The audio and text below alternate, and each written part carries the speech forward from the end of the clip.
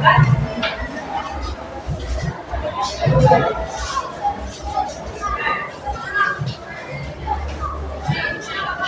satukan hati, mari kita bersatu dalam doa.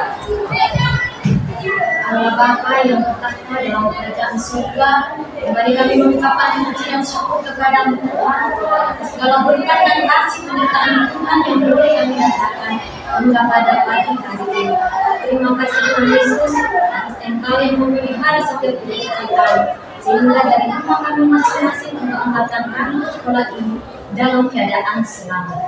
Bapa di surga, saat sebentar lagi kami akan melaksanakan pembahasan aksi nyata yang dibawakan oleh Ibu Leni Sigalinggi SPD.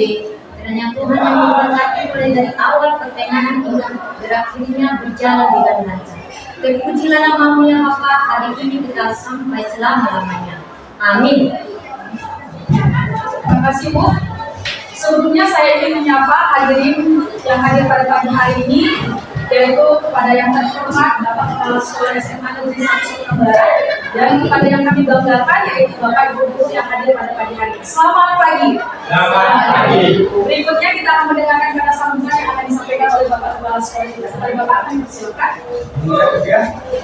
Baik. Terima kasih. Yang saya hormati Ibu calon guru penggerak guru kita yang hebat, Ibu Leni Sigalinggi SPD. Juga yang saya hormati Bapak Ibu guru yang hadir menjadi penulis pada hari ini. Terima kasih sudah mengikuti kegiatan ini dengan baik, dan kita akan mendengarkan paparan dari calon guru penggerak kita, ya, Ibu Leni ini. Bagaimana kita mengimbaskan tentang budaya positif. Budaya positif itu adalah penerapan nilai-nilai universal di lingkungan sekolah. Ya. Lalu nilai-nilai itu diterapkan di lingkungan sekolah supaya siswa kita itu menjadi orang yang kritis, orang yang menunjukkan rasa hormat dan bertanggung jawab dan berkarakter. Itu dia. Makanya dalam budaya positif itu perlu dibangun komunikasi. Lalu bagaimana kita membimbing anak ini supaya manusia yang berkarakter. Dan saya percaya lewat kegiatan ini Ibu Leni adakan paparan, dan kita yang pertama jadi sasarannya. Selanjutnya kita diharapkan bisa menerapkan apa yang dikatakan disampaikan oleh Ibu Leni. Kita terapkan dalam pelaksanaan tugas kita sehari-hari sebagai guru, ya. Mudah-mudahan Ibu Leni menjadi sukses dalam melaksanakan kegiatan ini, ya. Sekian dan terima kasih. Kalaupun saya nanti nggak bisa ikut, itu rekan saya juga saya harus mendukung, saya harus berterima kepada Bapak. Terima kasih Bapak. Baiklah, yang kita tunggu, kita akan mendengarkan penyampaian modul mengenai penugasan aksi nyata tentang budaya positif yang akan disampaikan oleh narasumber kita, yaitu Ibu Leni Sigalinggi SPD. Kepada Ibu kami persilahkan. Baik Bu, terima kasih buat kesempatannya. Selamat pagi Bapak Ibu guru hebat. Selamat pagi. Oke, untuk lebih semangat Bapak Ibu, saya ingin dan mengajak Bapak Ibu guru semuanya untuk mengatakan seperti yang saya harapkan nanti. Misalkan kalau saya bilang SMA Negeri 1 Sumatera Barat hebat, berkarakter, luar biasa. Bisa dilaksanakan Bapak Ibu? Sekarang saya coba mulainya. SMA Negeri 1 Sumatera Barat hebat, berkarakter, luar biasa. Oke Bapak Ibu, coba kita tepuk tangan dulu sekarang. Buat semangatnya. Pertama-tama saya ingin mengucapkan puji dan syukur kepada Tuhan Yang Maha Esa, karena berkat dan rahmat-Nya kita dapat menghadiri aksi nyata hari ini. Yang saya hormati Bapak Kepala Sekolah SMA Negeri 1 Sumatera Barat, Bapak J. Pardede. Yang saya hormati juga Bapak Ibu Wakil Kepala Sekolah SMA Negeri 1 Sumatera Barat. Dan yang saya hormati dan yang saya banggakan partisipasi dari Bapak Ibu guru hebat yang hadir saat ini.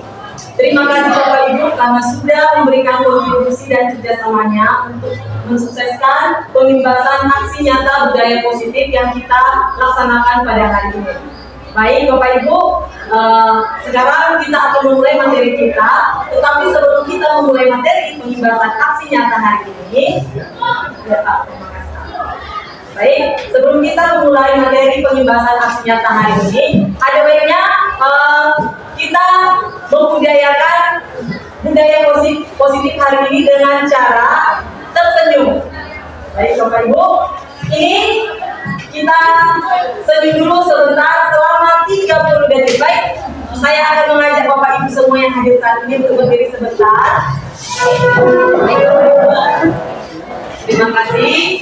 Nah, sekarang coba Bapak Ibu semua saling menghadapkan. Coba kita senyum dulu dengan teman-teman. Bukan sejauh kita selama 30 detik seperti yang teman-teman gambar. Ya, baik Bapak Ibu senyum ya Bapak Ibu ya. Oke. Baik, terima kasih. Silakan duduk kembali. Ya. Baik, terima kasih Bapak Ibu. Sepertinya setelah kita melakukan senyum selama 30 detik, ada aura-aura positif terpancar dari wajah Bapak Ibu hari ini. Ya, terima kasih ya.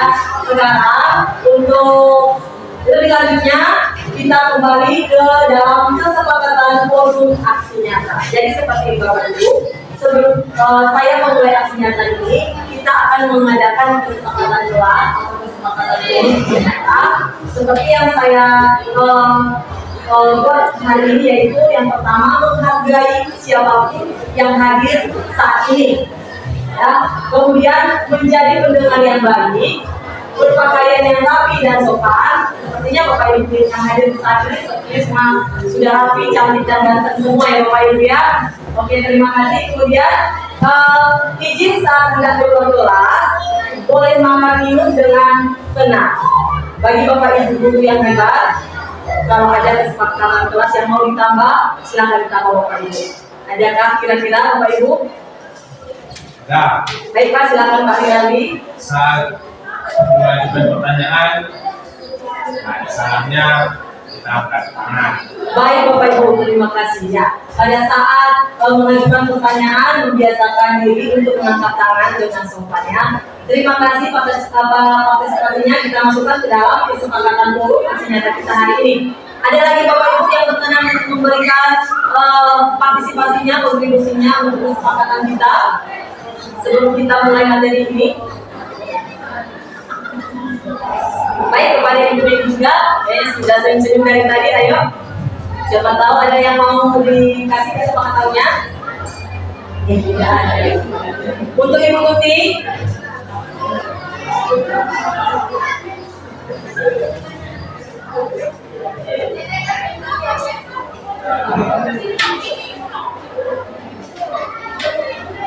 menghargai pendapat yang diberikan oleh.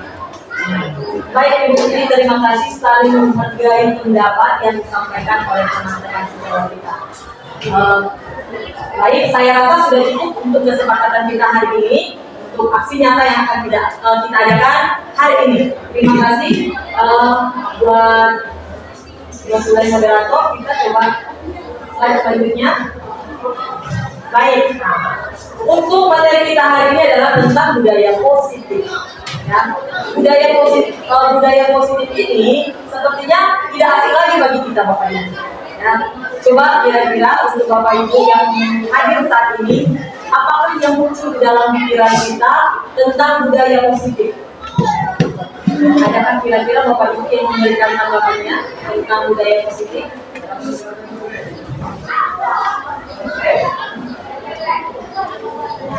Baik, kepada Ibu Eniga silakan. Terima kasih buat Ibu ini yang Silakan terlebih dahulu. baik. Terima kasih kepada Ibu ini yang menjawab kepada saya. Nah, menurut pendapat saya, Bu Leni, kalau budaya positif sebagai saya sebagai guru yang mengajar di sekolah, saya membudayakan positif dengan mengajar kepada siswa dengan cara berbicara yang sopan, cara berpakaian yang rapi, dan tidak menggunakan kata-kata yang diucapkan oleh siswa. Baik Ibu, terima kasih. Ternyata apa yang disampaikan oleh Ibu juga itu sangat baik. Sudah menunjukkan budaya positif yang sudah diterapkan oleh Ibu tersebut di dalam kelas maupun di dalam sekolah terhadap siswanya. Ada lagi Bapak Ibu yang sudah berpengalaman mengajarkan tentang budaya positif kepada siswa-siswa kita yang ada di lingkungan kita di Kota Barat. Ya, silakan untuk koordinator. Baik, terima kasih kepada Ibu narasumber. Saya membiasakan budaya positif ini kepada siswa dengan melalui 4 kata, yaitu mengucapkan terima kasih, mengucapkan maaf, mengucapkan tolong, dan mengucapkan kata ujian ya Bu, ujian. Apapun yang dilakukan kita mengucapkan kata ujian. Jadi 4 kata ini saya biasakan kepada siswa untuk dapat lebih hidup baik dan menghargai sesama. Baik Ibu, terima kasih buat kesempatannya untuk memberikan pengalaman Ibu tentang budaya positif yang sudah diterapkan di dalam sekolah. Sangat baik sekali ternyata budaya positif ini.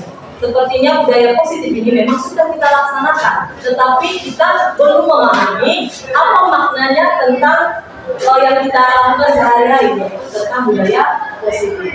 Baik, untuk lebih jelasnya lagi tentang materi kita hari ini, bisa Ibu lanjutkan slide berikutnya Ibu.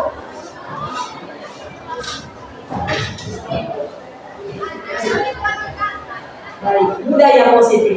Seperti yang sudah dijelaskan dan sudah disampaikan Ibu Ega dan Ibu Sijabat tadi, ternyata budaya positif itu berasal dari kebiasaan-kebiasaan positif yang dilakukan secara berkelanjutan, teratur dan berulang, sehingga hal-hal tersebut tertanam di dalam diri kita dan bahkan tanpa sadar kita sudah selalu melaksanakannya.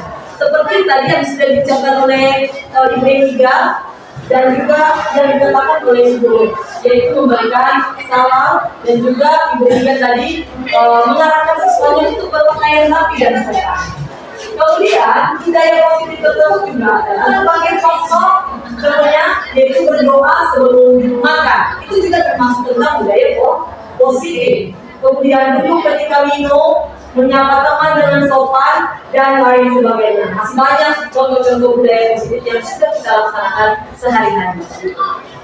Kemudian poin yang ketiga, budaya positif merupakan perwujudan dari nilai-nilai kebajikan atau keyakinan universal. Jadi budaya positif ini berhubungan juga dengan nilai-nilai kebajikan serta keyakinan universal yang harusnya juga sudah diterapkan di sekolah.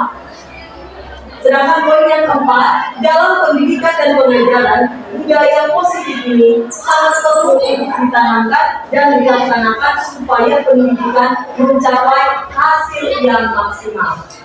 Jadi budaya positif ini sebenarnya sangat bermanfaat buat kita terapkan di dalam sekolah kita ini untuk membuat siswa kita lebih berkarakter.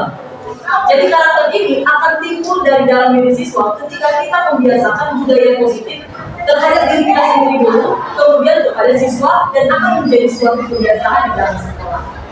Baik, selanjutnya menciptakan budaya positif di lingkungan sekolah. Baik, sebelum kita sampai ke materi ini, coba adakah kira-kira Bapak Ibu guru yang sudah menerapkan budaya positif di lingkungan sekolah? Misalkan seperti ini tadi, menciptakan hubungan yang sehat antara warga sekolah, guru dan kepala sekolah, guru dengan rekan guru, guru dengan murid, dan bahkan guru dengan orang tua atau wali murid. Saya ingin bertanya dulu kepada Bapak Ibu guru yang hadir saat ini. Mungkin selama kita mengajar di sekolah kita ini, kita sering melakukan budaya positif ini tanpa kita sadari. Misalkan seperti tadi menyapa sesama guru, ya, misalkan pada pagi hari, pagi guru itu juga merupakan suatu budaya positif. Atau siswa kita menyapa kita, selamat pagi ibu guru, seperti itu juga merupakan budaya positif. Kemudian ada lagi kepada antara guru dengan kepala sekolah. Seperti yang sehari-hari yang saya perhatikan, kadang di antara kita Bapak Ibu guru, kalau kita menyapa kepala sekolah agak takut ya Bapak Ibu ya, ada rasa takutnya sedikit. Tetapi sebenarnya agar lebih kita menunjukkan budaya positif, kita tidak seharusnya melakukan hal tersebut. Kita lebih baik menunjukkan budaya positif kita dengan cara menyapanya. Ya, selamat pagi Pak Tuksek. Senyumnya sangat baik hari ini kan bisa seperti itu ya Bapak Ibu ya. Oke. Kemudian di poin yang kedua, menciptakan lingkungan sekolah yang sehat, aman, nyaman, menyenangkan, membuat anak didik menjadi bersemangat untuk datang dan belajar ke sekolah. Saya ingin memberikan sedikit tentang menciptakan lingkungan sekolah yang sehat dan aman. Seperti yang sudah saya lakukan di kelas saya, yaitu kelas 11 IPA 3, mungkin saya sudah terbiasa menyuruh anak-anak yaitu membersihkan kelas sebelum dan sesudah pembelajaran berlangsung. Untuk menciptakan kelas yang bersih, aman, dan nyaman. Kalau boleh Bapak Ibu, saya ingin meminta ada kan kira-kira di sini yang boleh memberikan pendapatnya bagaimana menciptakan lingkungan sekolah yang sehat, aman, nyaman, menyenangkan.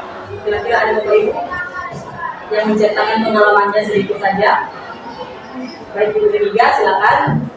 Menurut yang pertama dulu ini, kalau di dalam kelas saya menciptakan budaya positif di lingkungan sekolah, membiasakan siswa kalau berisi izin kepada guru, dan kalau mau masuk ke dalam ruangan harus menutup pintu.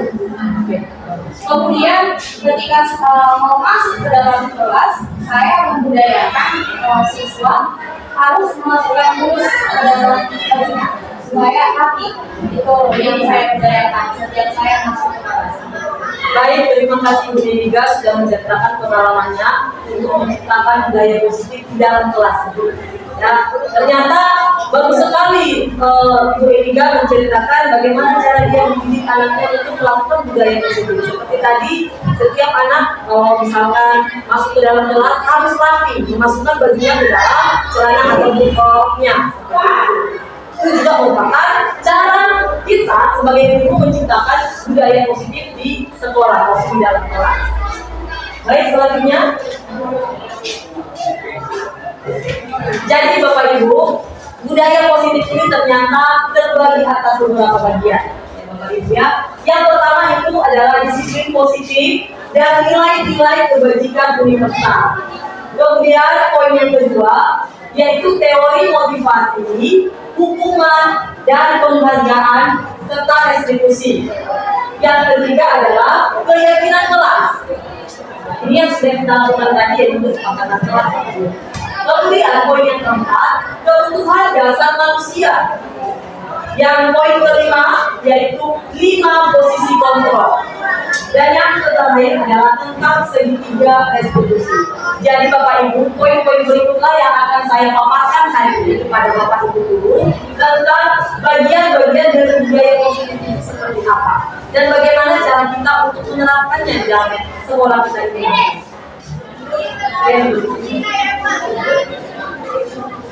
Oke, sekarang Bapak Ibu, saya ingin mengajak Bapak Ibu guru yang hadir saat ini untuk mengilustrasi kepalan tangan. Ada baiknya Bapak Ibu saya ajak Bapak Ibu 2 orang ke depan. Kalau boleh saya tunjuk orangnya, bisa Bapak Ibu. Saya minta izin Pak Rinaldi dengan Ibu Remiga. Ya, coba untuk saya berikan izin ke depan. Baik, oke. Baik, Bapak Ibu Remiga, saya minta izin untuk Remiga ceknya sebentar dan dijelaskan. Nanti ilustrasinya seperti ini Bapak Ibu. Ibu Remiga akan mengepal tangannya yang memegang pipet, kemudian Pak Rinaldi akan mengajak dan merayu Ibu untuk membuka kepala tangan Ibu. Apakah Ibu mau membukanya atau tidak? Seperti itu. Coba Bapak Rinaldi, Ibu merayu Ibu Remiga supaya nanti Ibu Remiga membuka kepala tangannya. Kalau Ibu sudah membukanya, nanti Ibulah yang akan mengontrol apakah Ibu mau membuka atau tidak. Itu, ya. Oke, silakan kita saksikan ilustrasi berikut kepada Bapak Remiga, Ibu Remiga dan Bapak Rinaldi. Silakan.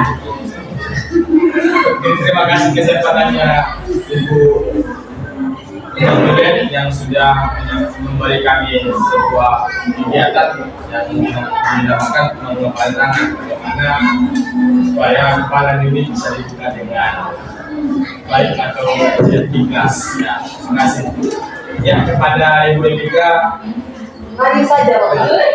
Apapun ceritanya maju saja. Bagaimana supaya Ibu Emika membuka kepala tangannya? seandainya luka di hati mengilustrasikan genggaman tangan ibu, apakah ibu rela meniadakan hati yang terluka itu sehingga tertutup erat seperti ini?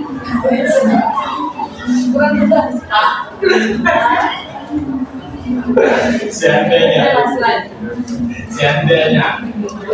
Ibu Emika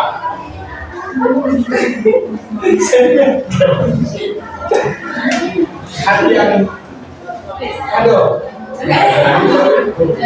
hati yang terluka, saya merasakan hati yang terluka itu jika genggaman itu seperti itu. Tetapi saya berharap bagaimana supaya hati yang terluka itu tertutup. iya, bagaimana supaya terbuka. Apa dekat bertanya atau lupa?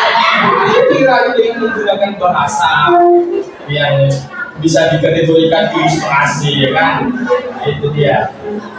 Saya kira kalau hati yang terluka bisa dijelaskan, bisa diobati, saya akan membuka ini.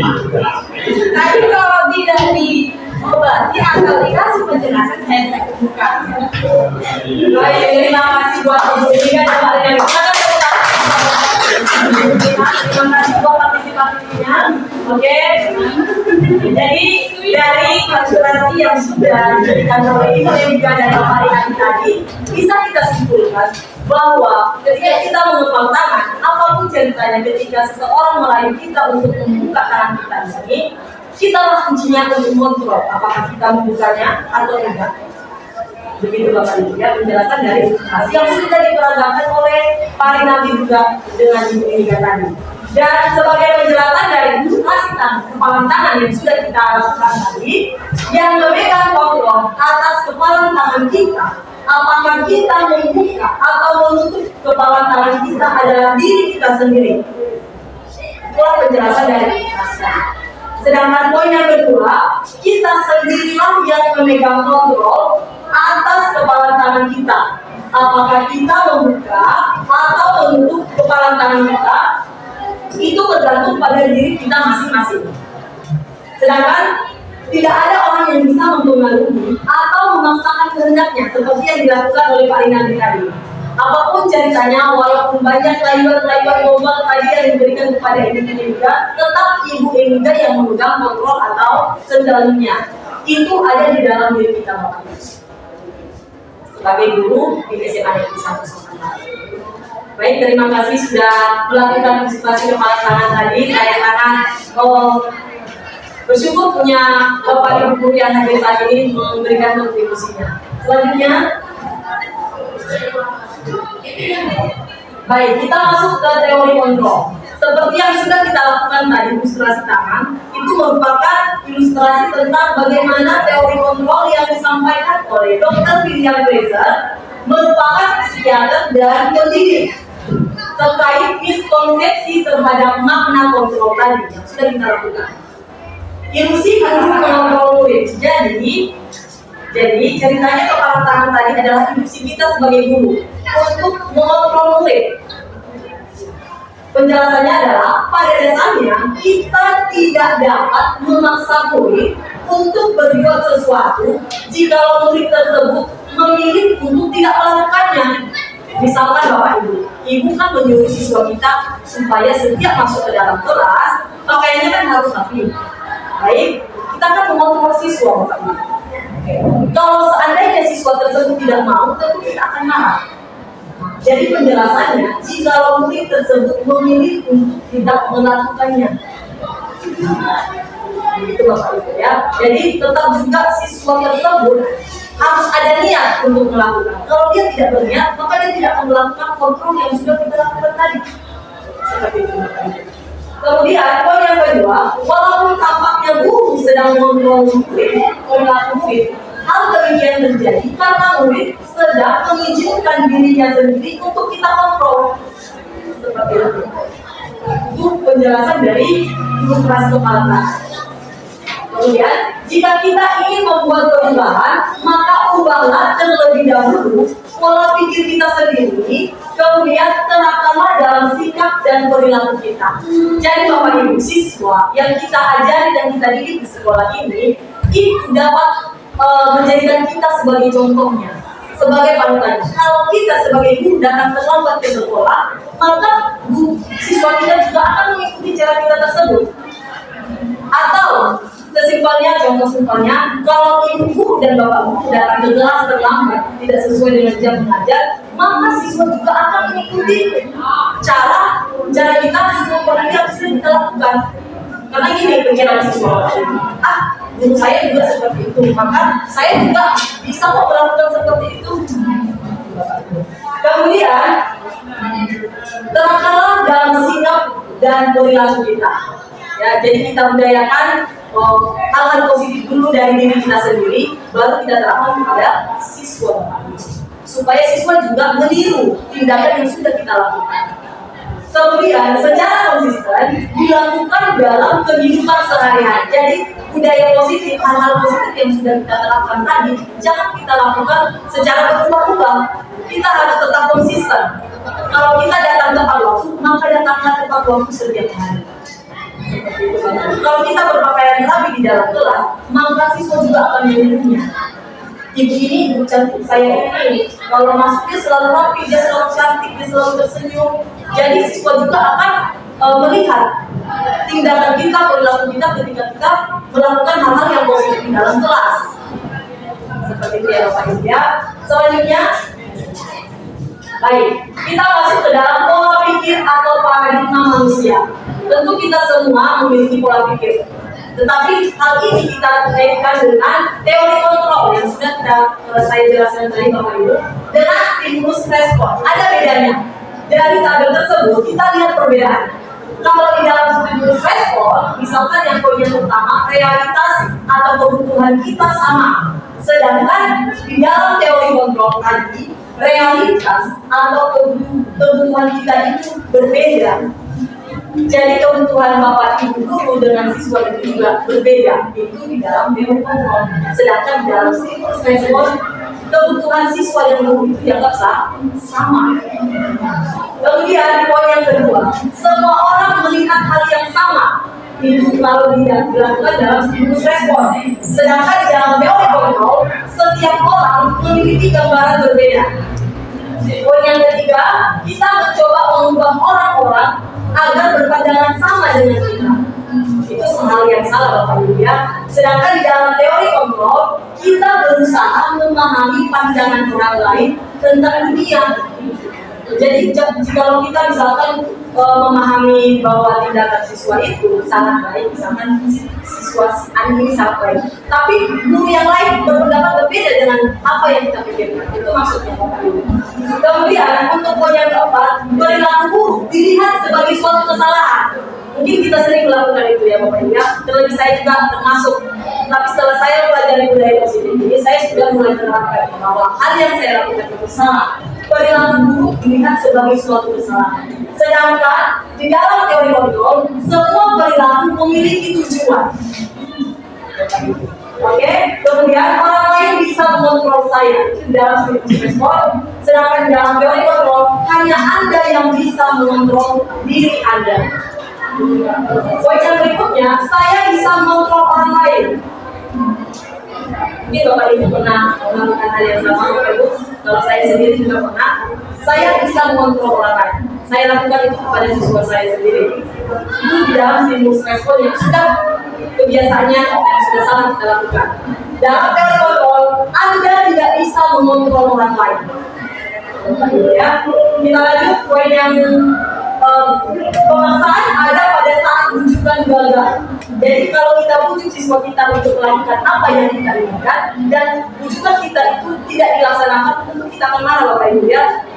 Sedangkan untuk teori kontrol, kolaborasi dan konsensus menciptakan pilihan-pilihan baru. Bagaimana kalau kita berkolaborasi dengan siswa mewujudkan budaya positif? Tentu hasilnya akan berbeda dengan terus respon.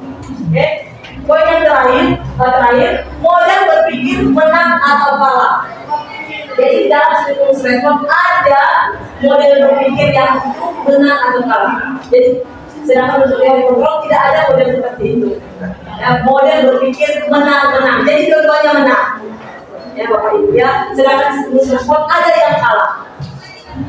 Itu bedanya. Oke. Baik, silakan. Baik. Sekarang kita masuk ke materi makna disiplin. Mungkin ketika kita mendengar kata disiplin, apakah yang terbayang di benak Bapak Ibu? Apa yang terlintas di pikiran kita? Ada yang memberikan pendapatnya? Baik, Pak Dinati silakan. Dikategorikan dengan kalimat disiplin itu bisa dikategorikan untuk memotivasi anak-anak didik, itu juga untuk guru-guru. Seperti dalam waktu, disiplin waktu, berarti kita harus tepat waktu, datang sekolah, datang ke dalam ruangan, dan tepat waktu pada saat proses belajar mengajar. Begitu juga disiplin kerapian. Disiplin dalam arti berarti kita mematuhi peraturan yang ada di sekolah, misalkan baju siswa-siswi atau baju bapak ibu guru juga harus rapi. Yang dikategorikan juga disiplin menggunakan atribut, di mana ada di situ nama sekolah dan lain-lain. Berarti itulah yang dikategorikan disiplin, mematuhi peraturan yang ada di sekolah. Baik Pak Dinati, terima kasih buat kontribusinya memaknai tentang makna disiplin di dalam kehidupan kita di dalam sekolah SMA yang sama ini. Jadi saya kasih penjelasan sedikit Bapak Ibu. Kebanyakan orang akan menghubungkan kata disiplin dengan tata tertib, teratur, dan kepatuhan pada peraturan seperti yang digunakan oleh Pak Dinati. Kata disiplin juga sering dihubungkan dengan hukuman. Ini yang sering kita lakukan Bapak Ibu, menghukum siswa. Padahal itu sungguh berbeda. Karena belajar tentang disiplin positif tidak harus dengan memberikan hukuman. Justru itu adalah salah satu alternatif yang terakhir. Dan kalau perlu tidak digunakan sama sekali. Jadi hukuman itu akan membuat siswa merasa tidak percaya diri, merasa sudah disepelekan, seperti itu Bapak Ibu. Disiplin sebagai bentuk kontrol diri, yaitu belajar untuk kontrol diri agar dapat mencapai suatu tujuan yang mulia. Tujuan mulia di sini mengacu pada nilai-nilai atau prinsip-prinsip mulia yang dianut seseorang. Kita namakan nilai-nilai tersebut sebagai nilai-nilai kebajikan yang universal. Jadi tujuan dari kontrol diri ini akan menghasilkan nilai kebajikan Bapak. Itu yang akan kita bahas di slide yang berikut. Itu silakan. Oke, masih ada lagi ya Bapak Ibu, poin yang terakhir. Seseorang yang memiliki disiplin diri berarti mereka bisa bertanggung jawab terhadap apa yang dilakukannya. Karena mereka berdasarkan tindakan mereka pada nilai-nilai kebajikan universal. Misalkan Bapak Ibu, saya kasih contoh. Kalau Bapak Ibu datang tepat waktu ke sekolah atau ke dalam kelas ketika saat pembelajaran, itu sudah membuat Bapak Ibu guru berdisiplin. Yang dimulai dari dalam diri sendiri. Dan hal ini akan menghasilkan nilai kebajikan universal. Misalkan nilai integritas. Bapak Ibu guru sudah membuat integritas dalam diri Bapak Ibu untuk hadir tepat waktu. Sebagai refleksi Bapak Ibu pada diri kita sendiri, ada di sini dalam rangka menciptakan lingkungan positif. Salah satu strategi yang perlu kita tinjau kembali adalah penerapan disiplin di sekolah kita. Dan bagaimana cara kita menerapkan disiplin positif di dalam sekolah kita ini? Apakah telah efektif? Menurut Bapak Ibu bagaimana? Apakah sudah kita laksanakan dengan efektif disiplin positif? Apakah masih perlu ditinjau kembali? Itu adalah untuk refleksi kita sendiri dalam diri kita ya Bapak Ibu ya, kita menjadi jauh dari itu. Oke, baik, terima kasih. Silakan selanjutnya. Baik, untuk lebih memahami tentang kaitan dari teori makna disiplin tadi dengan nilai-nilai kebajikan, saya akan menjelaskan sedikit Bapak Ibu. Nilai-nilai kebajikan berarti nilai-nilai yang disepakati bersama, terlepas dari suku, bangsa, agama, bahasa maupun latar belakangnya. Kemudian, Dr. William Glasser pada teori kontrol yaitu tahun 1984 menyatakan bahwa setiap perbuatan memiliki suatu tujuan yang dapat dikaitkan dengan nilai-nilai kebajikan yang diyakini seseorang, maka motivasi intrinsiknya akan terbangun. Jadi kalau kita berbuat sesuatu ataupun kesalahan ataupun tidak kesalahan menurut kita, itu semuanya memiliki tujuan. Kalau kita memakai pakaian PDH hari ini, Bapak Ibu, nanti tujuannya untuk mematuhi ketertiban sekolah kita bahwa setiap hari Selasa kita memakai baju PDH seperti itu. Jadi semuanya ada tujuannya, Bapak Ibu. Selanjutnya poin yang ketiga, motivasi dari dalam diri itulah terbentuk untuk dapat mencapai tujuan mulia yang diinginkan, Bapak Ibu. Baik, Ibu, silakan poin berikutnya.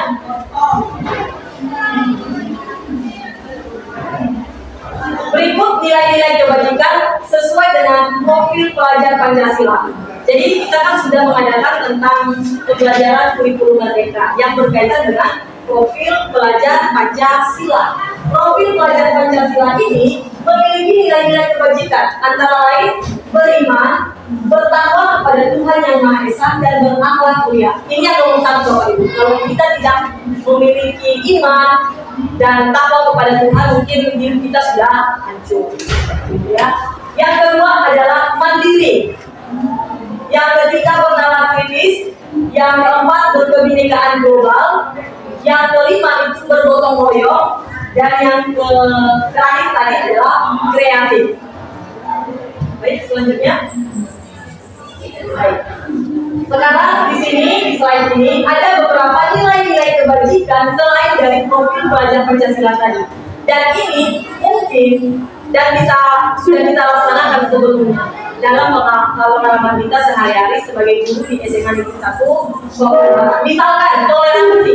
Bagaimana contohnya kita bertoleransi terhadap sesama kita, sesama guru seperti itu. Mungkin kita sudah laksanakan ya Bapak Ibu ya.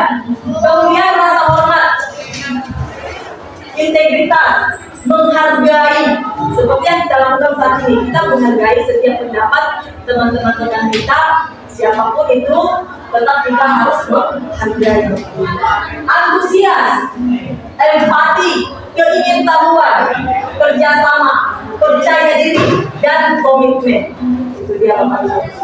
Selanjutnya, baik, kita masuk ke teori motivasi hukuman, konsekuensi dan restitusi, yaitu tentang motivasi perilaku manusia.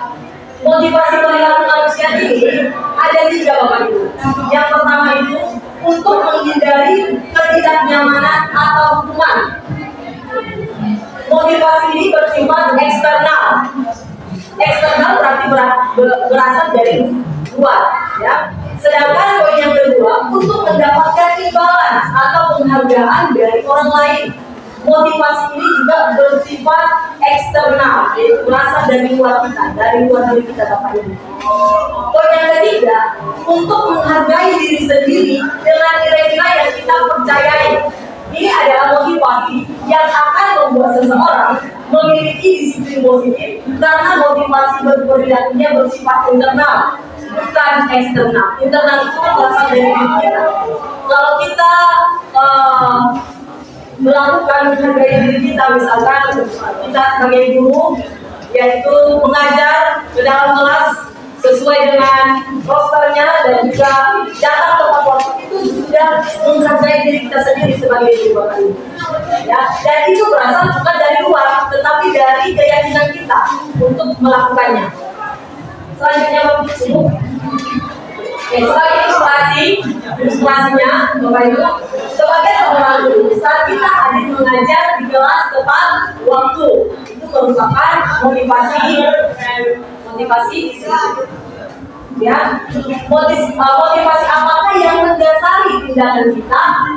Yang kedua, apakah kita datang tepat waktu karena tidak ingin ditegur oleh atasan dan kemudian mendapat surat peringatan atau menghindari ketidaknyamanan dan hukuman? Ini ilustrasi saja Bapak Ibu. Mungkin walaupun ini hanya ilustrasi, mungkin dari sebagian kita, mungkin saya juga sudah pernah melakukan hal tersebut Bapak Ibu. Tapi itu hanya sebuah kesalahan yang bisa diperbaiki bersama. Poin yang ketiga, apakah kita datang tepat waktu karena ingin mendapatkan pujian dari atasan, ingin mendapatkan penghargaan atau pujian dari orang lain? Tentu dalam diri kita masing-masing Bapak Ibu. Mungkin kalau kita datang tepat waktu, kadang kita memiliki motivasi tersendiri. Ada yang ingin mendapatkan perhatian dari kepala sekolah kita, ada yang ingin mendapatkan pujian dari teman-teman kita. Oh iya, Ibu Eni tadi masuk tepat waktu untuk sekolah, kan dipuji sama teman-teman.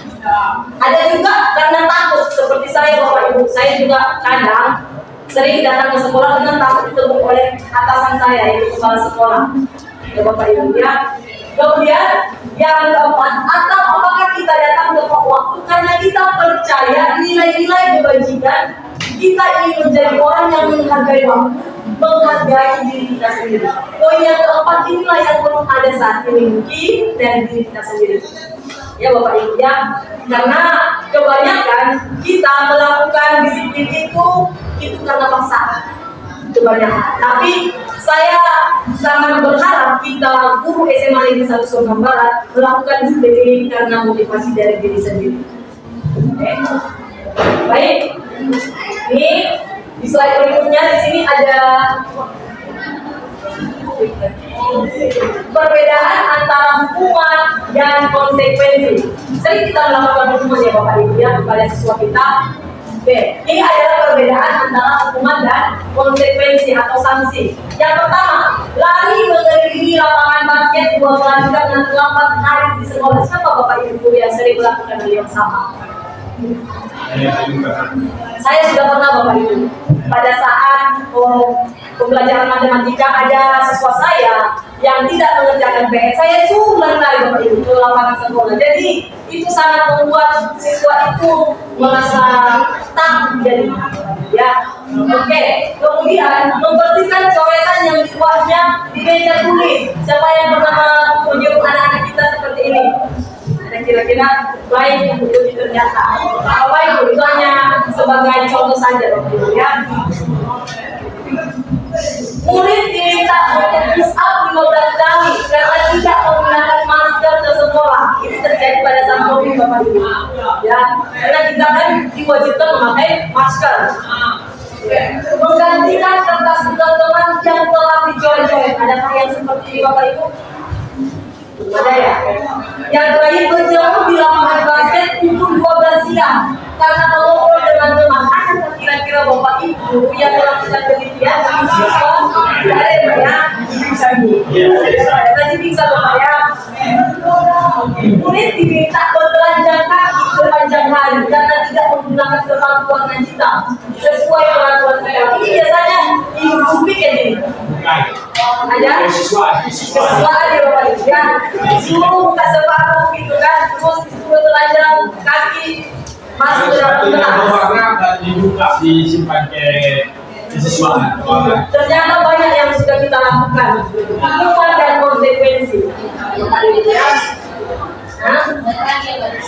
Ya masih banyak lagi Bapak Ibu yang belum dituliskan di sini. Ternyata itulah yang sudah kita lakukan selama ini. Baik. Selanjutnya, baik, ini perbedaan antara hukuman dan konsekuensi. Lari mengelilingi lapangan basket 2 kali dengan 2 hari di sekolah itu merupakan hukuman. Itu yang sudah saya lakukan Bapak Ibu. Jadi sebenarnya itu salah ya Bapak Ibu ya. Yang kedua, membersihkan coretan yang dibuatnya di meja tulis itu merupakan konsekuensi. Itu beda dengan hukuman. Murid diminta untuk push up 15 kali itu merupakan hukuman. Menggantikan kertas teman yang telah dicoret-coret itu konsekuensi. Berjemur di lapangan basket jam 12 siang karena mengobrol dengan teman itu merupakan hukuman. Murid diminta bertelanjang kaki sepanjang hari karena tidak menggunakan sepatu warna hitam. Itu juga merupakan hukuman. Jadi saya ingin mengajak Bapak Ibu sebentar untuk berpikir apakah bedanya antara hukuman dengan sanksi atau konsekuensi. Ya, perbedaannya Bapak Ibu dari ilustrasi yang sudah ada di slide ini. Jangan kira-kira yang berikan pendapatnya Bapak Ibu. Oke, baik. Coba slide berikutnya. Baik. Jadi perbedaan antara hukuman dan konsekuensi atau sanksi tadi Bapak Ibu. Hukuman biasanya diberikan bisa berupa fisik maupun psikis. Murid, anak tersakiti. Ya, seperti tadi, kalau misalkan saya suruh anak saya tadi berkeliling lapangan sampai 12 kali putaran, itu merupakan hukuman yang berupa fisik. Jadi fisiknya itu secara tidak langsung akan terkena dengan hukuman. Tuh, sedangkan untuk konsekuensi atau sanksi itu bersifat didikan atau kesalahan yang dilakukan. Oke, selanjutnya. Oke, sekarang kita masuk ke bagian restitusi.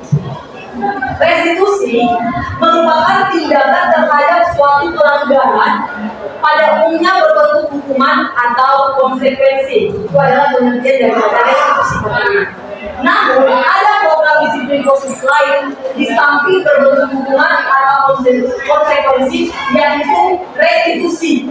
Restitusi adalah proses menciptakan kondisi bagi murid untuk memperbaiki kesalahan mereka sehingga mereka bisa kembali pada kelompok mereka dengan karakter yang lebih kuat.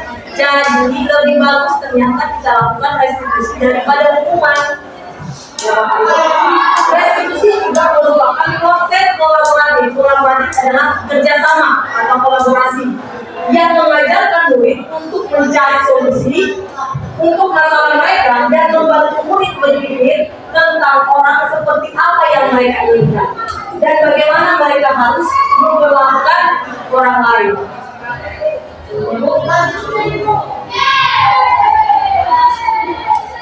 Baik, di sini ada 9 ciri-ciri restitusi. Yang pertama, bukan untuk menebus kesalahan, namun untuk belajar dari kesalahan. Seperti yang sudah saya lakukan tadi Bapak Ibu kepada siswa, kalau saya suruh keliling lapangan itu sampai 12 kali, itu bukan menjadi pembelajaran dari murid, tetapi menjadi sebuah penebusan. Itu bedanya. Yang kedua, memperbaiki hubungan antara guru dan murid. Seringkali ada siswa kita kalau tidak pukul, dia akan dendam sama kita. Seumur hidup di bawahnya, ada nggak benar semuanya.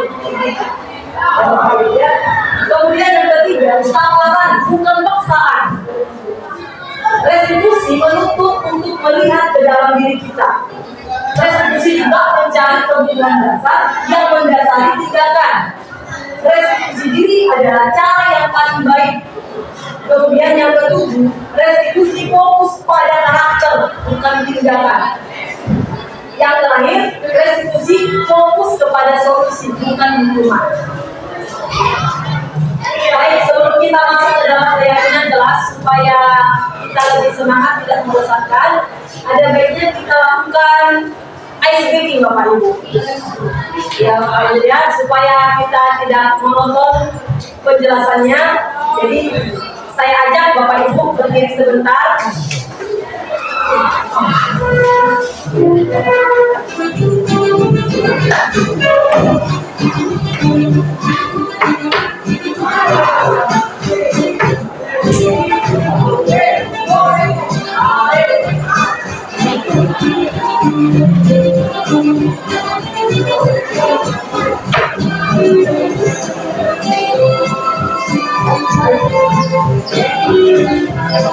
Kita mulai Bapak Ibu ya.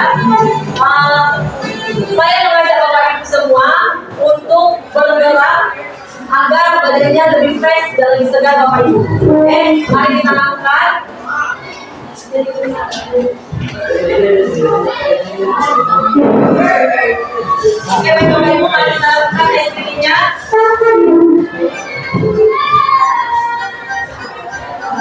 Semuanya bergerak Bapak Ibu ya.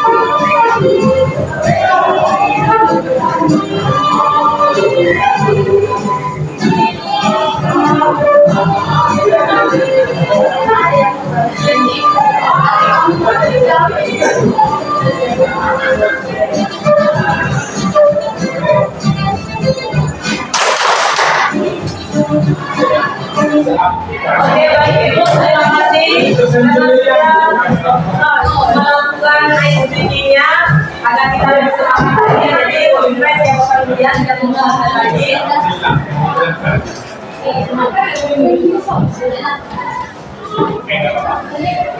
Baik, kita lanjutkan kepada materi kita selanjutnya, yaitu tentang keyakinan kelas.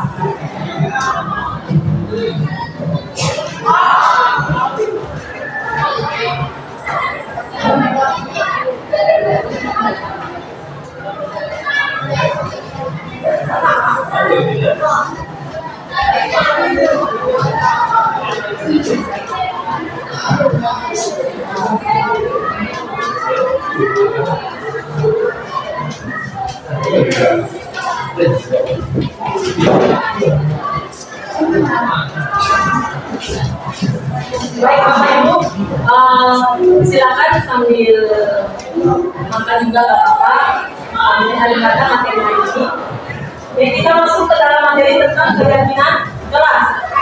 Mengapa ada keyakinan kelas? Mengapa tidak peraturan kelas saja? Sebagai ilustrasinya Bapak Ibu, mengapa kita memiliki peraturan tentang penggunaan helm pada saat mengendarai kendaraan roda 2 atau motor? Mungkin kita Bapak Ibu kalau kita keluar dari kendaraan bermotor, kita kan sering pakai helm, ya. Ini merupakan ilustrasi dari keyakinan dari dalam diri kita untuk menjauhkan kita daripada kecelakaan. Kemudian yang kedua, mengapa kita memiliki peraturan tentang penggunaan masker dan mencuci tangan setiap saat? Baik, mengapa ada keyakinan jelas? Mengapa tidak peraturan jelas saja? Dari ilustrasi tadi, kemungkinannya jawaban yang tadi yaitu kita memiliki peraturan tentang penggunaan helm, yaitu untuk keselamatan diri kita ketika kita berkendaraan bermotor. Mengapa kita memiliki peraturan tentang penggunaan masker dan mencuci tangan setiap saat?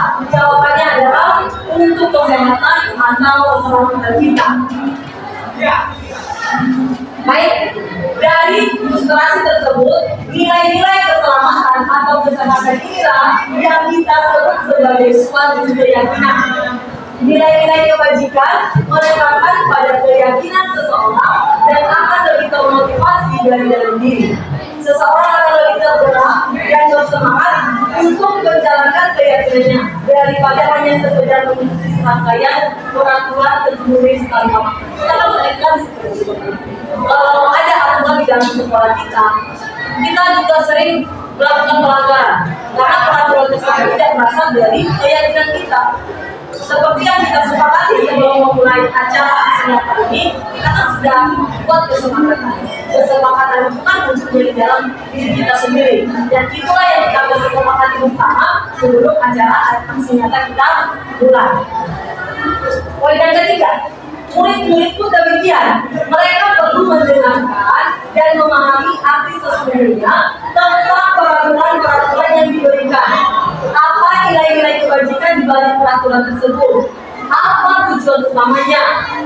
Menjadi tidak tertarik atau takut sehingga hanya sekedar mengikuti serangkaian peraturan-peraturan yang mengatur mereka tanpa memahami tujuannya.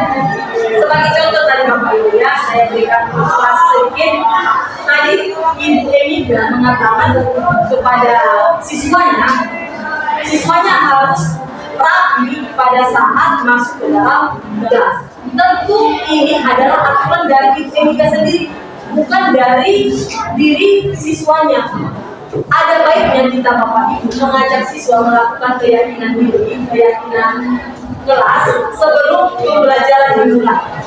Jadi kita ajak siswa melakukan keyakinan atau kesepakatan kelas sebelum pembelajaran dimulai, dan kita ajak mereka berkolaborasi supaya mereka mengikuti aturan tersebut tanpa ada paksaan.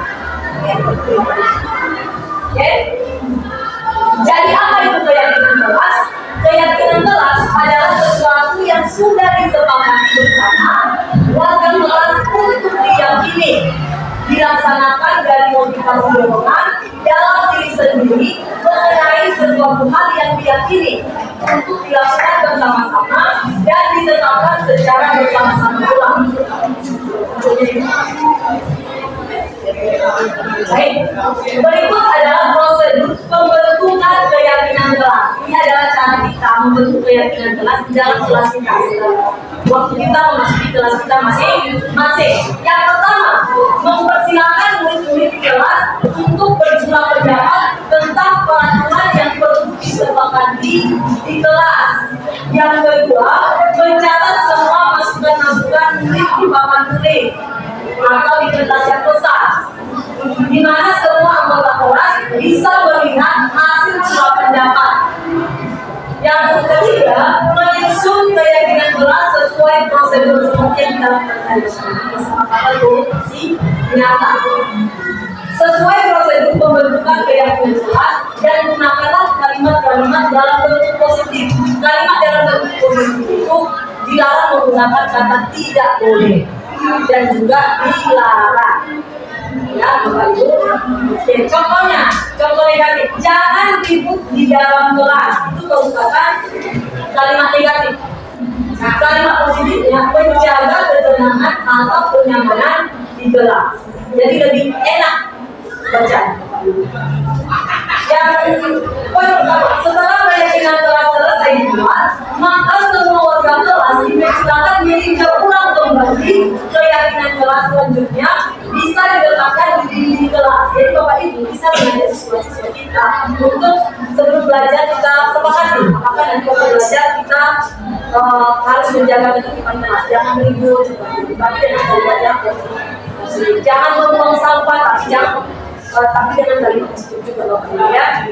Selanjutnya, berikut adalah contoh keyakinan kelas di dalam kelas. Yang pertama, selalu menjaga kebersihan kelas dan halaman sekolah, saling menghargai dan menghormati. Yang kedua, selalu bekerja sama, saling membantu dan bergotong royong. Kemudian mengambil keputusan dengan musyawarah. Kemudian meningkatkan disiplin, membudayakan membaca, dan yang pasti adalah semangat belajar.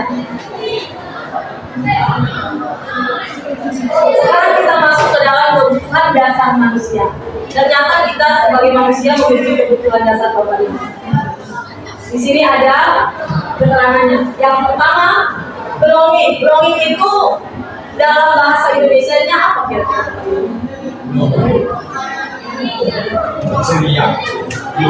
Cintai. Yaitu dicintai. Ada rasa dicintai dari kasih sayang. Ya, kasih. Ya, Glowing.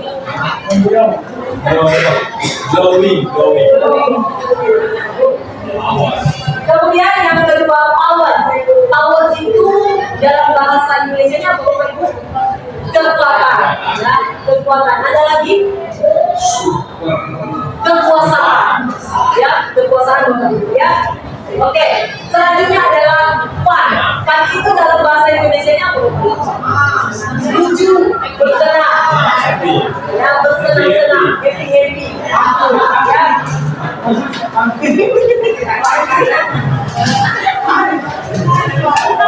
Ya, kita lanjutkan.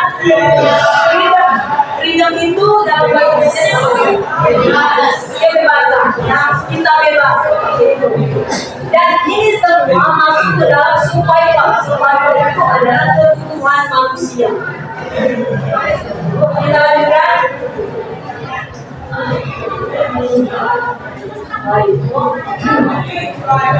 Kebutuhan bertahan hidup. Ternyata survival adalah kebutuhan bertahan hidup. Adalah kebutuhan yang bersifat fisiologis untuk bertahan hidup. Misalnya kesehatan. Kita perlu sehat dan Bapak Ibu. Apa yang kita lakukan tentu memakan makanan yang sehat, menjaga pola hidup yang sehat, rumah dan makanan, rumah yang sehat, nggak harus besar ini, pokoknya sehat ya. Nggak usah terlalu besar. Kebutuhan biologis sebagai bagian dari proses reproduksi, termasuk kebutuhan untuk tetap bertahan hidup. Komponen psikologis pada kebutuhan ini meliputi kebutuhan akan perasaan. Ini tadi kebutuhan manusia yaitu kasih sayang dan diterima. Kasih sayang dan merasa diterima.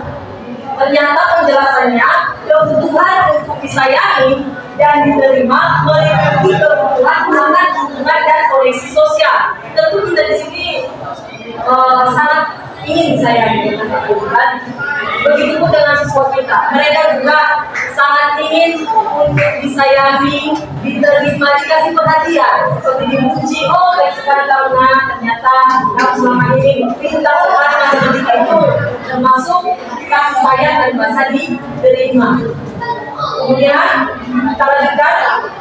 Kebutuhan ini juga meliputi keinginan untuk tetap terhubung dengan orang lain, seperti teman, keluarga, pasangan hidup, teman kerja, binatang peliharaan, dan kelompok kita bergaul. Ini tadi kebutuhan manusia jadi tentang penguasaan atau power. Kebutuhan pengakuan atas kemampuan. Kebutuhan ini berhubungan dengan kekuatan untuk mencapai sesuatu.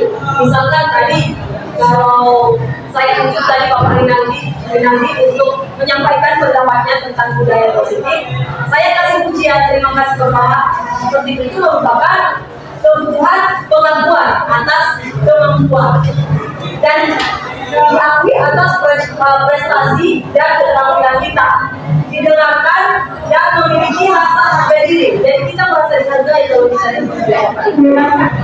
Begitu juga yang siswa yang kita ajari. Kalau kita tidak kita anggap mereka biasa-biasa saja, siswa itu pun merasa tertekan. Oh ternyata ketika saya lebih dari pelajaran soal matematika saya tidak diuji, itu merupakan rasa tertekan lagi di Bapak Ibu.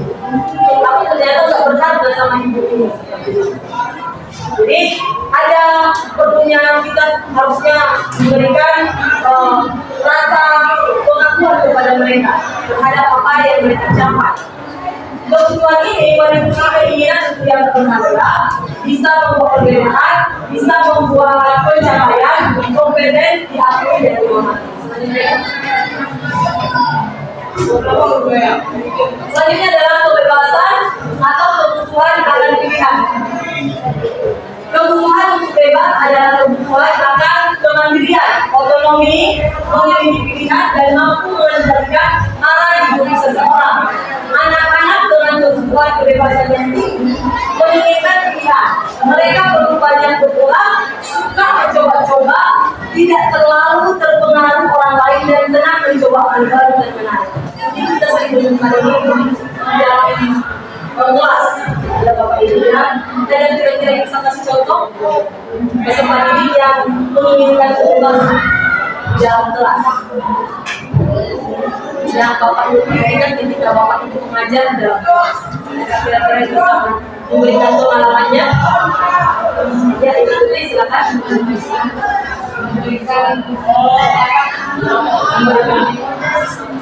Oke, baik, terima kasih Ibu Tuti. Ya, memberikan pendapat. Seringkali siswa ingin pendapatnya itu didengarkan. Dia ingin misalkan, Bu, saya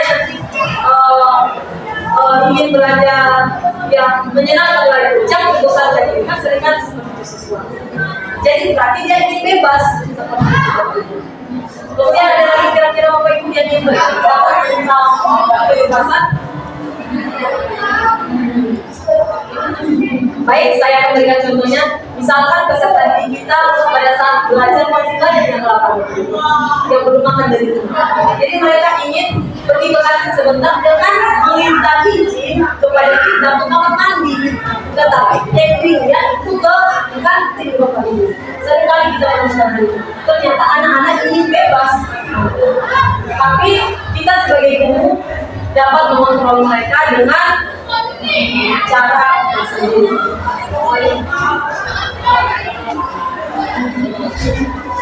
Baik, kita lanjut kesenangan atau kebutuhan untuk merasa senang. Kebutuhan akan kesenangan adalah kebutuhan untuk mencari kesenangan, bermain dan tertawa. Sebagai contoh, kalau anak-anak kita di Bapak Ibu dalam kelas, kalau kita cuma menerangkan matematika misalkan secara monoton, tidak kita kasih mereka lucu-lucu seperti itu, mereka juga akan bosan dengan pelajaran kita. Jadi mereka ingin disenangkan seperti itu. Mungkin kita juga yang ada di tempat ini, kalau mungkin saya memberikan materi yang membosankan, Bapak juga pasti akan bosan. Ya, oke, selanjutnya. Lalu kenapa 5 kebutuhan dasar ini penting untuk kita ketahui sebagai guru? Oke, coba dari pertanyaan tadi Bapak Ibu, ada kira-kira yang bisa memberikan alasannya kenapa ininya?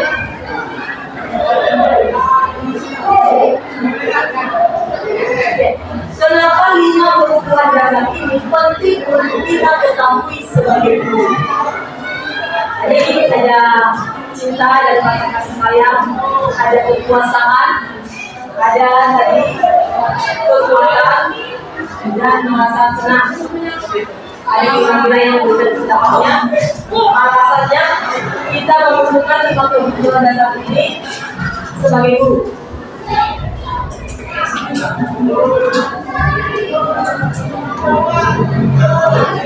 Ya. Baik, Pak Ilani. Sangat baik bahwa 5 kebutuhan itu penting untuk diri.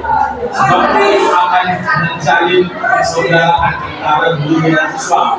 Ada feedbacknya, sama-sama saling ketergantungan. Jika hanya cuma sesama guru saja, siswa dikategorikan lagi sebagai komunikasi guru. Ya kan? Kalau hanya cuma guru juga, nggak akan ada juga manfaatnya. Berarti ada juga beda antara sesama siswa, guru dengan guru dengan siswa. Itu intinya. Jadi ada manfaat dari 5 kebutuhan. Oke, baik. Terima kasih Pak Ilani sudah memberikan alasan kenapa kita sebagai guru membutuhkan 5 kebutuhan dasar.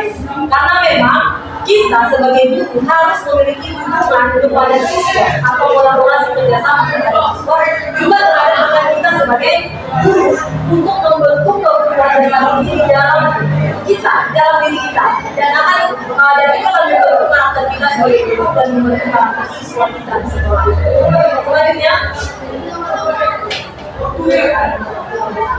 baik, di sini kita kembali membahas tentang restitusi, yaitu 5 posisi kontrol kita sebagai guru dalam menyelesaikan suatu masalah kesalahan.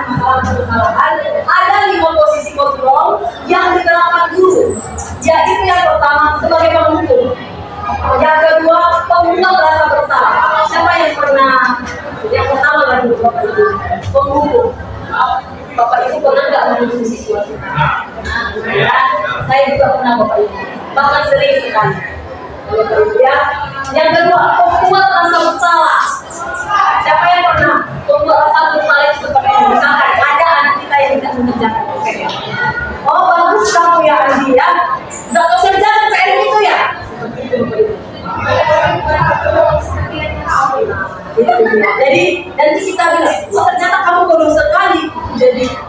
Nah, itu adalah membuat rasa bersalah. Mungkin dari sebagian kita tanpa kita sadari, kita sering melakukan hal yang sama kepada siswa. Kemudian sebagai teman, pernah nggak kita berteman kepada siswa? Sering ya Bapak Ibu ya. Coba aja. Nah, itu sebagai teman. Bahkan kadang nanti kalau misalkan di dalam kelas kita mengajak siswa ini seperti teman kita, tetapi tetap ada batasannya dong. Jangan jadi suka-suka aja siswa kepada kita ya. Oke, lanjut sebagai pemantau. Sebagai pemantau ini penanya kita yang kita melihat bagaimana siswa tersebut melakukan cara-caranya dia melakukan kesalahannya di dalam kelas. Kita perhatikan saja mereka. Kita sering seperti itu ya. Nanti pada saat selesai pembelajaran, kamu di sini masuk ke ruangan guru. Itu kan bukan dia. Lanjut sebagai manajer. Ini yang tidak pernah kita lakukan. Sebagai manajer itu adalah kita bertindak sebagai guru yang berkolaborasi dengan siswa untuk membuat siswa tersebut tidak merasa bersalah terhadap perbuatan yang sudah dilakukan, tetapi meninjau kembali kesalahan tersebut agar anak memperbaiki sendiri tanpa harus kita paksa. Seperti itu Bapak. Oke, ini penjelasannya Bapak. Biasanya menggunakan hubungan fisik maupun verbal. Apakah kita sering melakukannya Bapak Ibu?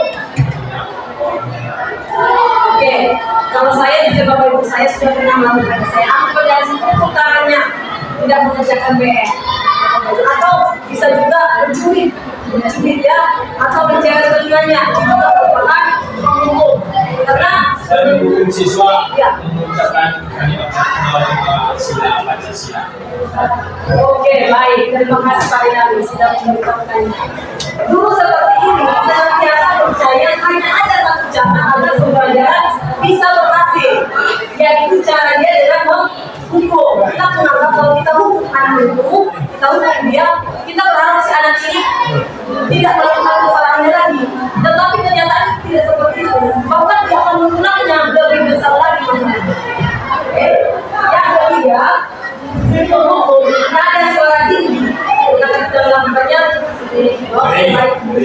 Bapak Ibu, saya juga pernah melakukannya. Bahasa tubuh sering kita seperti kan, mungkin jadi itu aja. Kalau saya pernah kita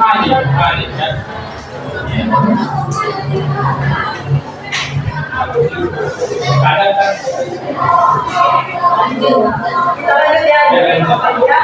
Mata melotot dan jari menunjuk-nunjuk atau menunjuk. Kenapa kita menunjuk-nunjuk siswa seperti ini? Iya, saya juga pernah. Jadi sudah pernah.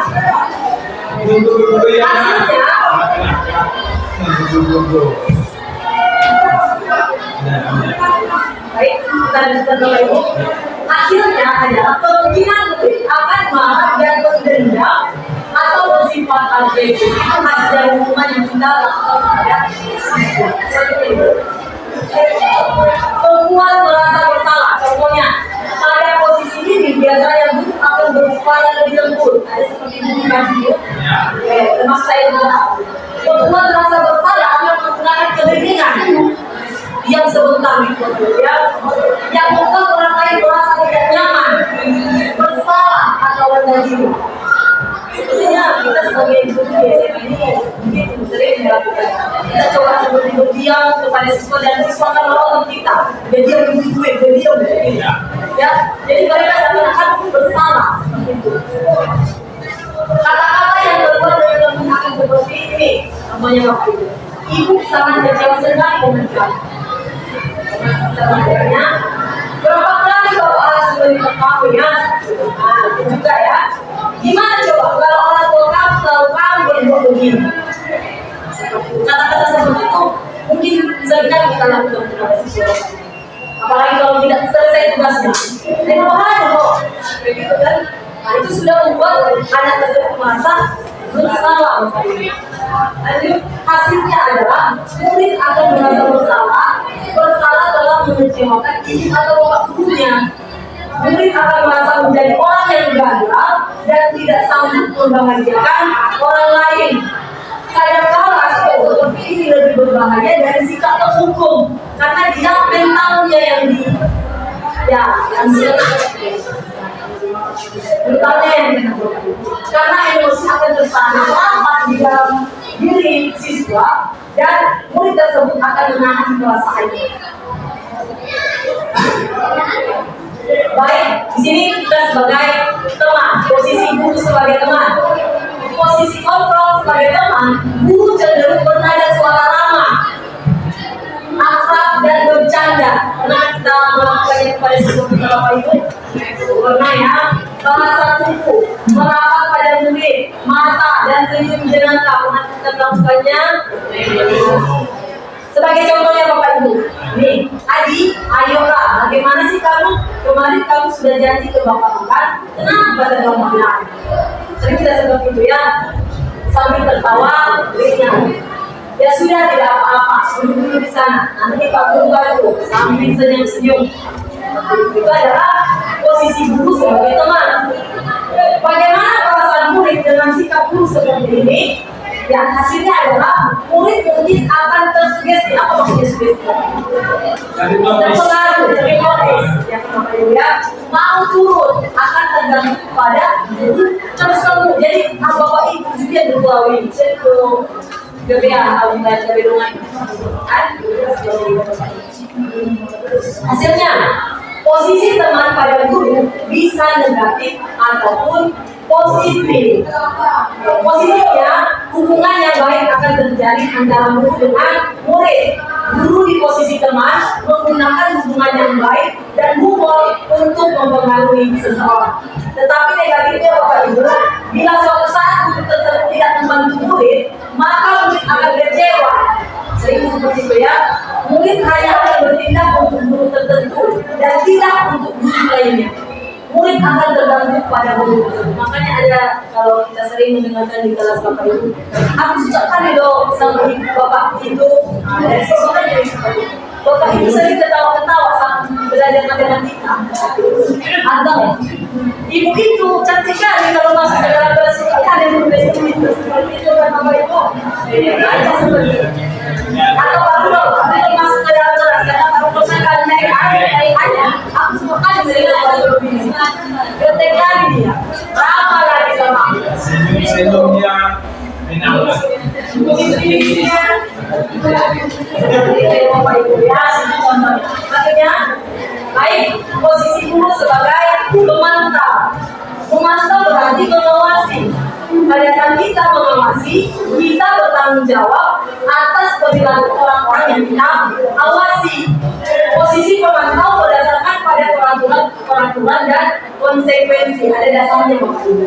Posisi pemantau sendiri berawal dari teori stimulus respon yang menuju tanggung jawab guru dalam mengontrol murid.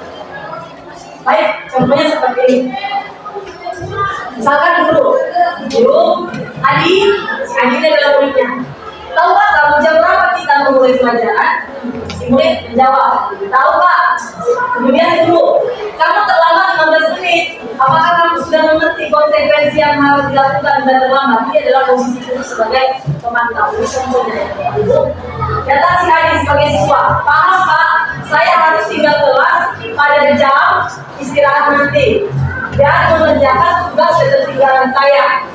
Datang si guru, ya benar. Nanti pada saat jam istirahat, kamu harus tinggal di dalam kelas untuk menyelesaikan tugas yang tertinggal tadi. Saya tunggu. Mana kita mengalami demikian? Karena ya Bapak Ibu ya. Misalkan ada siswa yang terlambat masuk ke dalam kelas. Saya pernah mengalaminya, saya suruh ya, misalkan nanti pada saat selesai pembelajaran datang ke ruangan saya ya. Itu adalah posisi guru sebagai pemantau. Baik, silakan teman-teman.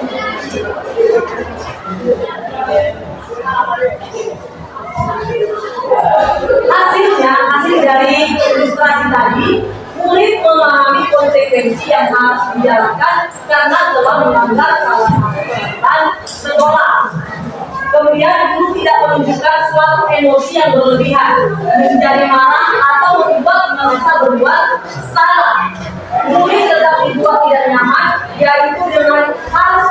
tugas pada waktu jam istirahat dan mengerjakan tugas. Kemudian guru tetap harus memantau murid pada saat mengerjakan tugas di jam istirahat karena murid tidak bisa diberikan seorang diri. Baik, ini adalah posisi manajer. Mungkin kita Bapak Ibu guru tidak mengetahui posisi guru sebagai manajer. Jadi kita belajar bersama waktu. Posisi manajer adalah posisi di mana guru berbuat sesuatu bersama dengan murid, mempersilahkan murid mempertanggungjawabkan perilakunya, mendukung murid agar dapat menemukan solusi atas permasalahannya sendiri. Di posisi manajer, murid diajak untuk menganalisis kebutuhan dirinya maupun kebutuhan orang lain. Di sini penekanan bukan pada kemampuan membuat konsekuensi, namun berkolaborasi dengan siswa untuk memperbaiki kesalahan. Oke, posisi manajer bukan untuk mengatur perilaku seseorang, tetapi membimbing murid untuk dapat mengatur dirinya. Baik, kita masuk ke dalam segitiga restitusi. Bapak Ibu, ini adalah slide topik yang terakhir tentang segitiga restitusi. Ini memiliki 3 tahapan Bapak Ibu. Yang pertama, menstabilkan identitas. Contohnya, misalkan berbuat salah itu adalah hal yang manusiawi. Itu menstabilkan identitas si murid. Tidak ada manusia yang sempurna. Saya juga pernah melakukan kesalahan seperti itu. Kita bisa menyelesaikan masalah ini. Kemudian Bapak Ibu tidak tertarik mencari siapa yang salah. Ini kata-kata yang kita ucapkan sebagai guru untuk menstabilkan identitas siswa. Tapi Bapak Ibu ingin mencari solusi dari permasalahan ini. Kemudian memvalidasi tindakan yang salah. Contohnya, validasi tindakan yang salah itu. Kamu pasti punya alasan mengapa melakukan hal itu. Kemudian kamu patut bangga pada dirimu sendiri karena kamu telah melindungi sesuatu yang penting buatmu. Dan kamu boleh mempertahankan sikap itu, tapi kamu harus menambahkan sikap yang baru. Yang terakhir adalah menanyakan keyakinan. Kita tanya keyakinan kepada siswa tersebut. Apa yang kita percaya sebagai keyakinan kelas? Ini contoh sebelum kata-katanya. Apa nilai-nilai yang kita telah sepakati? Apa bayangan kita tentang kelas yang ideal? Kamu mau jadi orang seperti apa? Untuk lebih kita diajak untuk ini Bapak Ibu tentang segitiga restitusi. Saya mengajak Bapak Ibu menonton video yang sudah saya buat sebelumnya.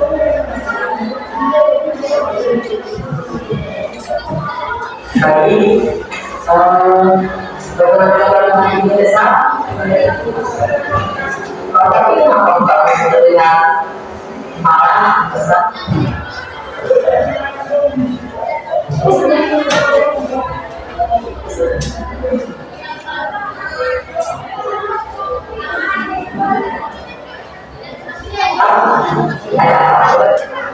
Oke, berikut video tentang kasus dalam segitiga restitusi tadi. Oke, baik. Beberapa di desa, tapi apa terlihat marah, besar. Ada apa silakan. Kesal banget soalnya.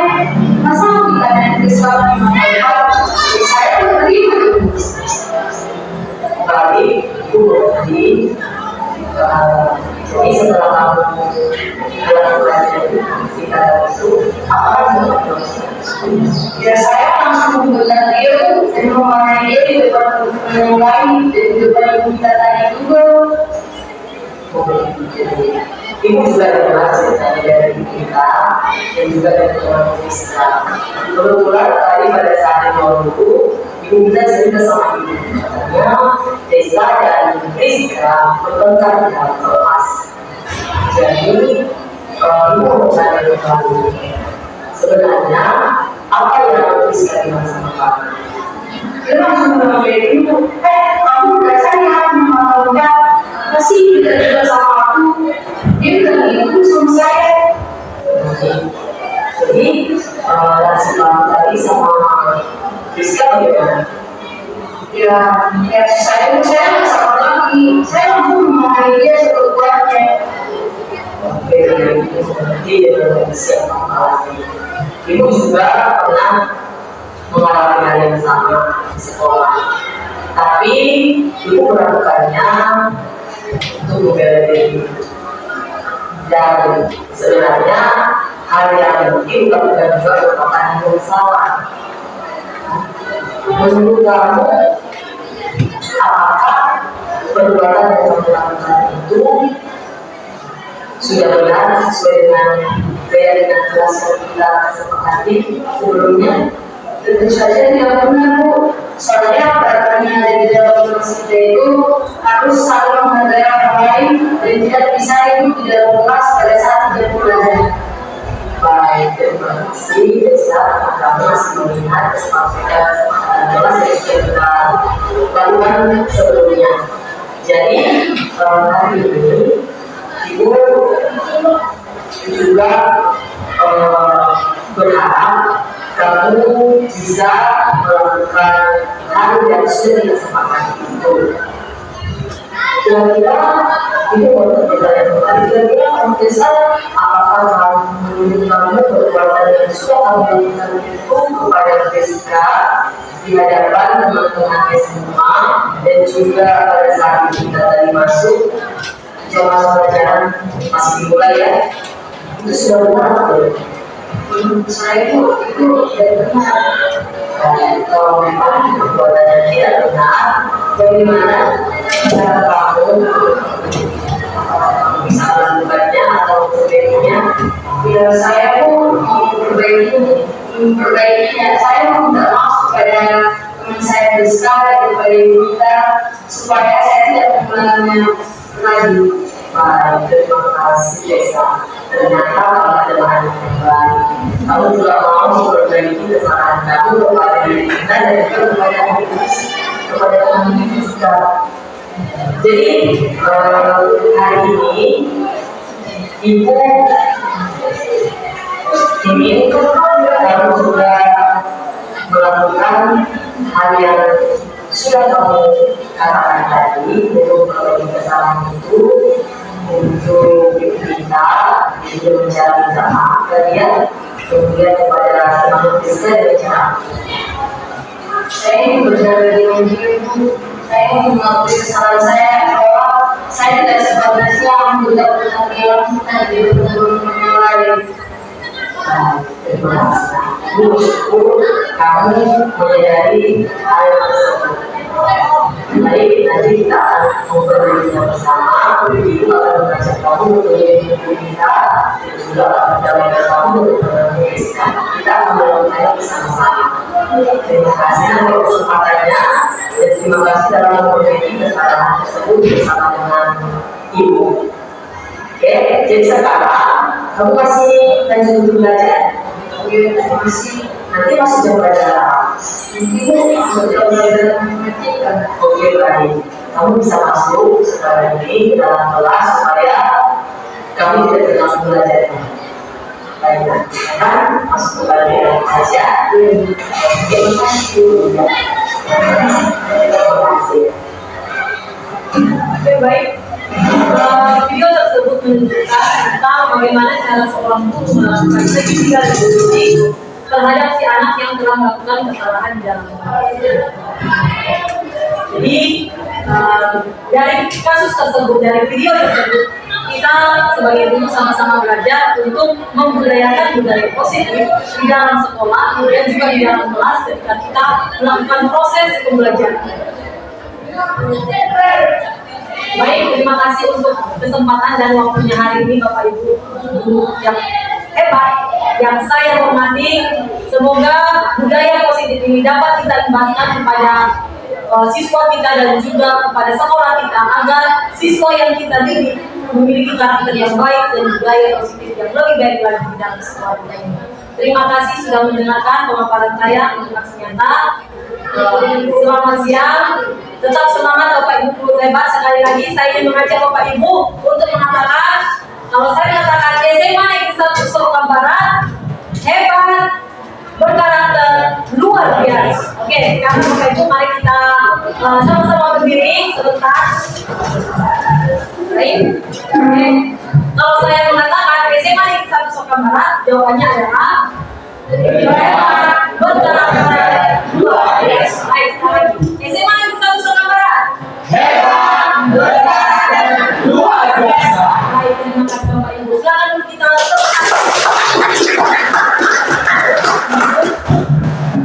Baik, terima kasih kepada narasumber pagi hari ini yaitu Ibu Reniati Sigalinggi. Dan saya sebagai moderator, mohon maaf jika ada perkataan dan juga tindakan yang tidak berkenan di hati Bapak Ibu sekalian, dan mengucapkan terima kasih atas perhatian dan kerjasama Ibu Bapak sekalian. Sekali lagi, kiranya SMA Negeri 1 Soka Barat menjadi hebat, berkarakter dan luar biasa. Selamat pagi. Siap.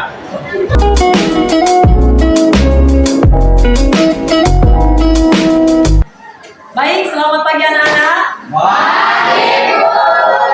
Terima kasih. Apakah hari ini masih semangat? Berharap juga demikian ya. Kita tetap semangat hari ini. Jadi, Ibu mau tanya dulu, apakah kalian sudah makan dari rumah tadi pagi? Terima kasih ya. Jadi hari ini sebelum kita memulai pembelajaran kita matematika, Ibu mau mengajak kita semuanya untuk membuat keyakinan kelas ya. Ada yang sudah tahu apa itu keyakinan kelas? Baik. Karena masih belum banyak yang tahu apa itu keyakinan kelas, jadi Ibu di sini menjelaskan sedikit tentang apa itu keyakinan kelas. Keyakinan kelas itu sama seperti peraturan sekolah ya, ada peraturan kelas ya. Kalau peraturan kelas itu contohnya ya, datang tepat waktu ke sekolah, kemudian menjaga ketertiban sekolah, menjaga keamanan sekolah. Itu adalah peraturan di dalam sekolah kita. Jadi sebelum itu, Ibu mau mengajak kita membuat peraturan kelas kita juga ya, melalui keyakinan kelas. Keyakinan kelas itu timbul dari dalam diri kalian masing-masing ya. Kalau kalian suka belajar itu menyenangkan, belajar itu aman ya, kemudian tidak kotor kelasnya, bersih, nanti kalian tuh berharap kelas kita itu seperti apa yang kalian bayangkan di dalam pikiran kalian ya. Tentu hal-hal yang positif ya, bukan negatif. Jadi untuk membuat keyakinan kelas, Ibu akan mengajak kalian, anak-anak Ibu, membuat kata-kata, kalimat positif dan keyakinan kelas kita dengan menuliskannya di kertas ini. Ya, nanti kalian tulis satu kalimat saja. Ya, contohnya keyakinan kelas itu, misalkan si Mikael dia suka belajar yang semangat ya, kemudian si Sahat dia suka itu belajarnya itu tidak ribut, saya tidak suka ribut-ribut itu. Atau enggak si Martin ya, ketua kelas kita ini, dia suka belajar itu yang bersih ya, bebas dari sampah seperti itu. Jadi kalian akan membuat di sini misalkan kalimat yang positif ya, jangan menggunakan kalimat yang negatif. Kalimat yang negatif itu contohnya seperti ini: dilarang membuang sampah di dalam laci ya, tidak boleh datang ke kelas terlambat. Nah, itu kan kalimat yang negatif ya. Jadi Ibu mengajak kalian di sini menggunakan kalimat yang positif. Bagaimana itu kalimat yang positif? Yaitu misalkan seperti Ibu kasih contoh ya, saya suka belajar itu bersih gitu ya.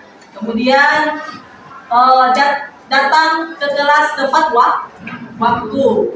Kemudian belajar dengan semangat seperti itu ya. Pilihlah kata-kata yang positif, hindari kata-kata dilarang, tidak boleh. Nah, itu dihindari ya. Jadi nanti kalian menuliskannya di kertas ini, dan kertas ini akan dibagikan ke setiap masing-masing anak-anak Ibu yang hadir di tempat ini. Bisa dilaksanakan? Bisa. Jadi kita sudah bisa melakukannya sekarang? Sudah ya. Oke, Ibu akan bagikan satu orang dan silakan diisi ya.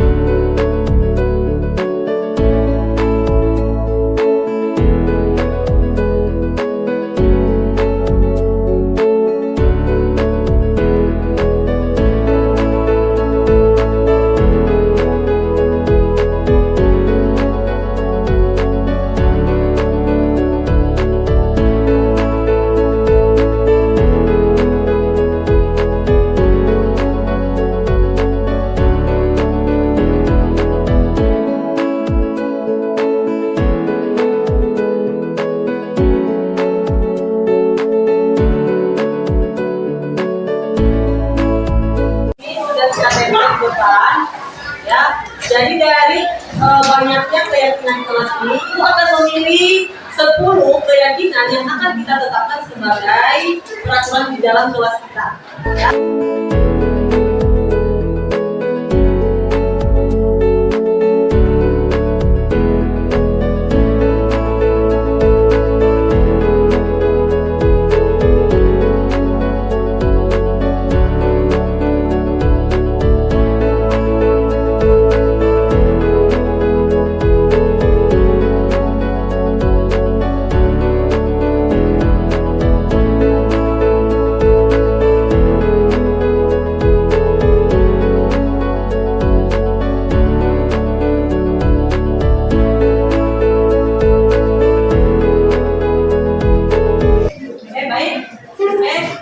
Ini 1, 2, 3, 4, 5, 6, 7, 8, 9, 10. Sudah ada 10 keyakinan kelas kita. Ya.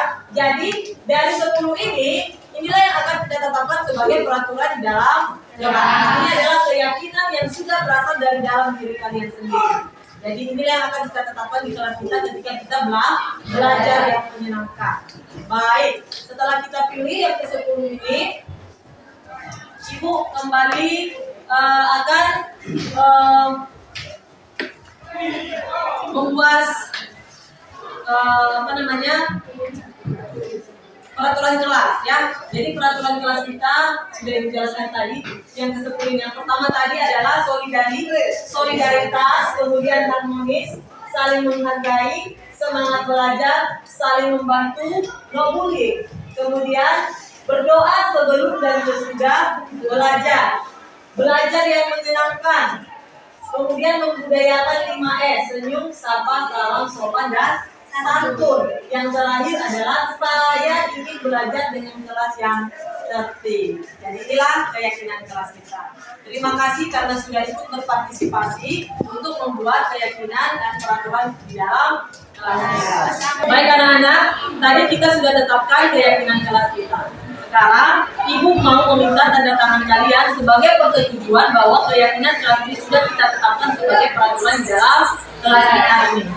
Oke, Ibu akan menyuruh kalian menandatangani di dalam kertas ini satu persatu. Setuju? Setuju.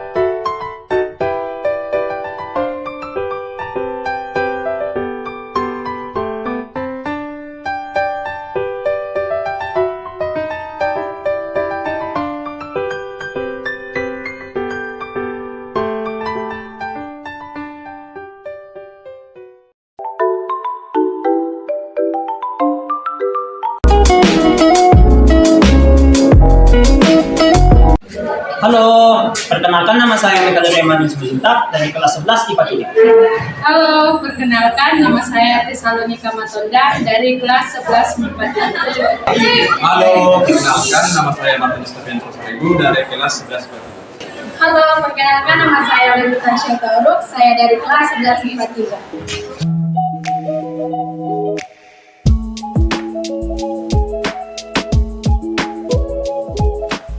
Saya sangat senang sekali Saya sangat senang sekali Saya sangat senang sekali terutama saya itu kelas di 11 IPA 3. Saya telah mendengarkan aspirasi dari teman-teman sekalian. Saya sangat senang sekali dengan apa yang kami diskusikan. Saya sangat senang sekali.